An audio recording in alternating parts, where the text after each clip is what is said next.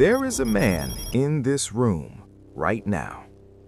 Not the richest, not the tallest, not the one with the most impressive job title, but every person in that room is aware of him. Women feel it before they understand it. Men feel it too, as something between respect and unease. He did not walk in announcing himself. He does not need to. He simply occupies space in a way that other men do not. And if you asked most people why, they could not tell you. They would reach for the easy answers: confidence, looks, money. None of those are wrong, but none of them are the real answer. The real answer was discovered independently by two of the most ruthless minds in history. One was a 15th century Florentine political strategist who wrote the manual on power that terrified kings. The other was a 20th century Swiss psychiatrist who mapped the architecture of the human soul. Machiavelli, Carl Jung. They never met, they never read each other, but they arrived at the same conclusion about what makes a man impossible to ignore. Today, we go inside that conclusion. 6 principles, 2 ancient minds, 1 complete picture of what real male attractiveness actually is. Let's begin. Jung spent 60 years studying what separates psychologically whole men from psychologically fractured ones. His conclusion was not what most people expect. He did not say the most attractive men were the most virtuous. He said they were the most integrated. Jung identified what he called the shadow, the part of a man's personality he has rejected, suppressed, and hidden. The anger he was taught was unacceptable. The ambition he was told was arrogant. The darkness he learned to perform as though it did not exist. Every man has a shadow. The difference is what he does with it. The man who pretends his shadow does not exist becomes what Jung called one-sided. He is pleasant, agreeable, inoffensive, and completely, utterly forgettable. Because people do not feel depth in a man with no edges. They feel a performance. And something in the human nervous system, ancient, instinctive, pre-rational, knows the difference between a performance and a person. The integrated man does not eliminate his darkness. He knows it, he names it, he governs it. And that governance, that visible internal authority, is one of the most attractive things a human being can witness in another. Machiavelli understood this from a strategic angle. He wrote that the prince who only ever shows his lion, raw force, blunt dominance, is respected but not followed willingly. The prince who only ever shows his fox, cunning, charm, diplomacy, is liked but not trusted. The man who commands rooms is the one who carries both, who can be warm and immovable in the same breath, who can be gentle and dangerous in the same body. That is not contradiction, that is wholeness. And wholeness is the foundation of every other principle we are about to cover. Jung said something that most men spend their entire lives avoiding. He said, "Until you make the unconscious conscious, it will direct your life and you will call it fate." Read that again. The man who does not know himself is being driven by forces he cannot see and cannot name. His reactions are not choices, they are programs. His patterns in relationships are not preferences, they are wounds running on autopilot.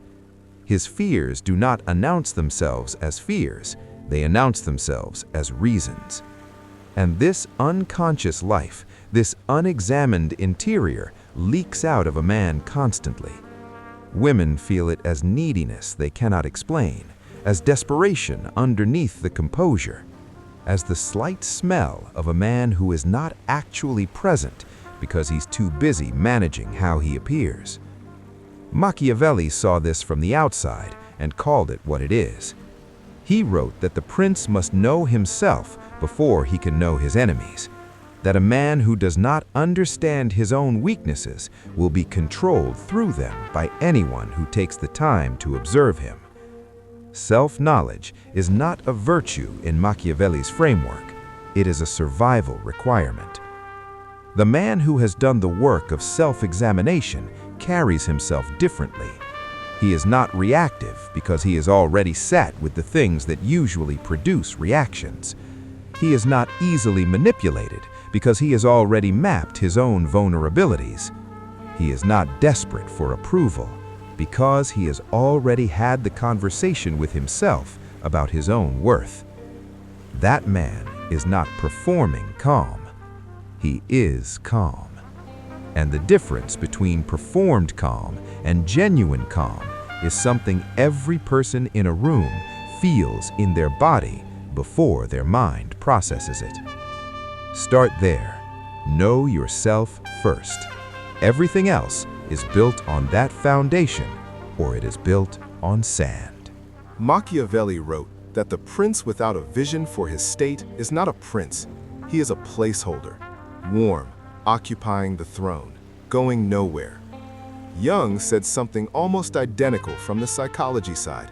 He called it individuation, the process of becoming the specific, irreplaceable person you were designed to be. Not who your parents wanted, not who your culture approved of, the actual shape of your nature pursued with full commitment. Both men understood something that no pickup artist manual has ever captured. A man with a genuine mission does not need tactics. He has gravity. And gravity does not chase. It does not perform. It does not strategize about how to seem more interesting. It simply pulls. When a man is actually building something, when his days have direction and his choices have consequence, he carries a frequency that other people feel. His attention becomes valuable because it is selective. His presence becomes compelling because it is not available to anyone who calls for it. His time has weight because he is genuinely spending it on something that matters to him. This is not a strategy for attracting women. This is a strategy for becoming a man worth attracting. The distinction is everything. One is a performance for an audience. The other is a life. Build the life. The audience arrives on its own. Jung developed a concept that most people dismiss as mystical until they understand what he actually meant. He called it the Anima, the inner feminine that every man carries in his unconscious. Not femininity in the cultural sense, the inner capacity for feeling, for receptivity, for reading the emotional current of a room. The man who has never developed his anima is relationally blind. He can talk, he cannot connect. He can be present physically, he cannot be present emotionally. He can hear words, he cannot hear what is underneath them. And women feel this gap instantly, not as a criticism of his masculinity, as a sense that he is not actually in the room with them, that they are talking to a surface. The man who has developed his anima, who has spent time in his own interior and learned to navigate emotional complexity, does something rare in conversation. He asks the question beneath the question. He notices the things she did not say. He names the feeling she has been carrying all week and could not articulate. And in that moment, something happens that no amount of charm or wit can produce. She feels known. Machiavelli said the prince who understands the nature of his people does not need to rule them by force. They follow willingly because they feel seen by him. The principle is identical. The man who can read the room, who can feel the temperature of a conversation and respond to what is actually happening rather than what is being said, does not need to impress. He simply needs to pay the kind of attention that most men are too distracted or too afraid to pay. That quality of attention is one of the rarest things a person can experience, and like all rare things, it creates extraordinary value. Machiavelli wrote one of the most misunderstood lines in the history of political philosophy. He wrote, "It is better to be feared than loved, if you cannot be both." People hear this and imagine cruelty, coldness, the deliberate production of terror. That is not what he meant. He meant, do not build your authority on the need to be liked, because the man who needs to be liked will compromise every standard he has the moment that need is threatened. And a man without standards is a man without a self. Jung said it differently. He wrote that the man who has not individuated, who has not found his own values separate from the approval of the crowd, is forever at the mercy of the collective. He is not a person, he is a mirror. And a mirror cannot be loved, it can only be used. The attractive man is not the man who agrees with everything. He is the man who has positions, real ones, held with real conviction, and does not abandon them under social pressure, who will tell you you are wrong when you are wrong, who will end a conversation that has crossed a line he has drawn for himself, who will walk away from something that does not align with who he actually is, not with drama, not with punishment, with the quiet, immutable certainty of a man who knows exactly where his line is. That certainty is what people call presence. It is the sense that there is actually someone home inside the person you are talking to, someone who cannot be fully manipulated, cannot be fully predicted, cannot be fully owned. And the paradox, which both Jung and Machiavelli understood completely, is this: the man who cannot be owned is the man every person wants to claim. We have covered 6 dimensions of what Jung and Machiavelli together would call the complete man: wholeness over perfection, the examined life, purpose as gravity, the developed interior, immovable standards, and now the 6th, the one that contains all the others. Jung called it individuation, the full becoming of the self.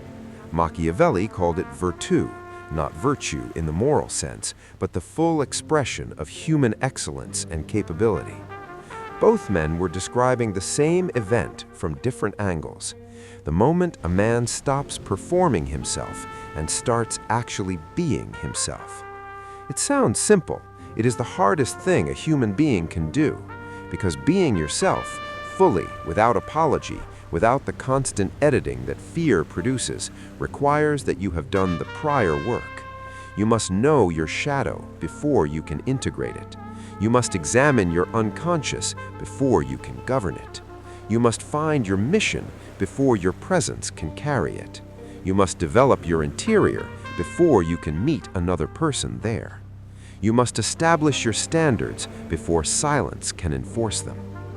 Each principle builds the next, and at the end of that build, not as a destination, but as an ongoing practice, stands a man who is genuinely difficult to look away from, not because he is trying to be, because he has stopped trying to be anything other than what he actually is.